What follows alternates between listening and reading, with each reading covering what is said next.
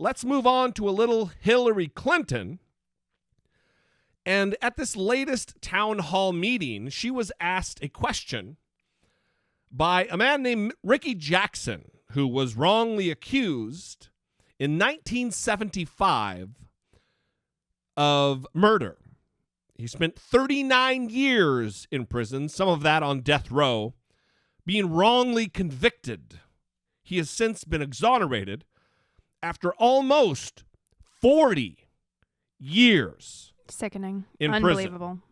And he asked, as is what you do at a town hall, they have citizens ask questions of the politicians. He asked Hillary Clinton about this very thing, the death penalty. I came perilously close to my own execution. And in light of that, what I've just shared with you, and in light of the fact that there are documented cases of innocent people who have been executed in our country, I would like to know, how can you still take your stance on the death penalty in light of what you know right now? You know,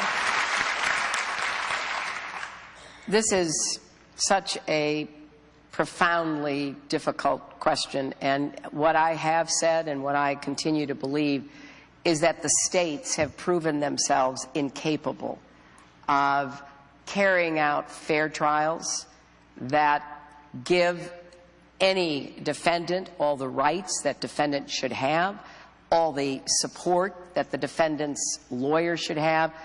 And I've said I would breathe a sigh of relief if either the Supreme Court or the states themselves began to eliminate the death penalty. Well, and here's where it gets good, but I would breathe a sigh of relief. Oh, man who was in prison for 40 years, some of that on death row. I'm on your team. Right. I'm in your corner, Ricky Jackson. If the states would do that or the Supreme Court would rule, oh, what a beautiful day. Where I end up is this, and maybe it's a distinction that is hard to support, but Yikes. Yeah. at this point, given the challenges we face from terrorist activities primarily in our country that end up under federal jurisdiction for very limited purposes, I think it can still be held in reserve for those. And the kind of crimes I'm thinking of are the bombing in Oklahoma City, where an American terrorist blew up the government building, killing, as I recall, 158 Americans, including a number of children who were in the preschool program. The plotters and the people who carried out the attacks on 9/11, but a very limited use of it in cases where there has been horrific mass killings.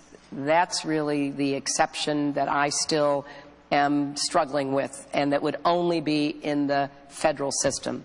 But what happened to you was a travesty, and I just can't even imagine what you went through and how terrible those days and nights must have been for all those years. And I know that all of us are so regretful that you or any person has to go through what you did. And I hope that now that you are standing here before us, that you will have whatever path in life you choose going forward, and that you will get the support you deserve to have. So I would love to hear Bernie Sanders give a response to that man. It would be a lot shorter than that. Without knowing that Hillary Clinton had given a response. Because even when Hillary Clinton, started just talking about the personal aspect of it for what happened to him. At the very end, you mean? Yeah. Yeah. It didn't come across as super genuine. What's that say right there? I can't read it from here. Not genuine. Okay. Exclamation point. Yeah, I mean, it didn't come across as genuine. And it's really unfortunate because I don't know if she was thrown by the question. It was obvious that she was having a very difficult time choosing her words. It's the death penalty. It's like being asked about fucking abortion.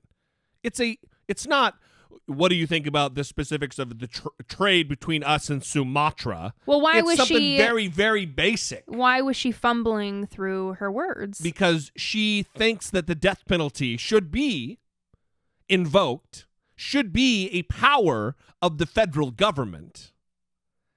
And she's facing down someone who spent 4 fucking decades of his life falsely imprisoned at risk of death at the hands of the government. She's looking at someone who was a victim of the same policy she supports. The other thing is how she very tried to be skillful in pivoting to terror. The thing of it is, and even if you do support the death penalty for terror, I might be able to be persuaded to support that view. But even if that's the case, that's the beauty of legislation. That's the beauty of governance. That's the beauty of fucking leadership, Hillary Clinton. You can have legislation written, drawn up, that you could sign as president that would put only certain crimes under the scope of a death penalty conviction. If you rob a liquor store, you could say, nope, that's life imprisonment if someone dies. For terror, it could be something completely different. It's not a one-size-fits-all thing. Legislation doesn't have to be that. She failed, and she fails continually, especially where it relates to the death penalty. She's wrong. And she looked this man in the eyes and gave a terrible answer. Yeah, it wasn't the best. Ugh. What would the Republican candidates say to this guy, though? I mean, it would be even worse, right? So does that make her answer less shitty because they would be worse? No, I'm just saying comparing the answers. I would love to hear all of their answers. I can only imagine what Donald Trump would say to this man. Oh, yeah, right. You mean actually answering the man? Yes. What the answer would be like to the man, not what their answer on the death penalty No, is. he would be like, sorry about that, dude. Whatever. Right. He would like, USA, USA. Yeah. Right. Right. Well, in other Hillary Clinton news, some information just recently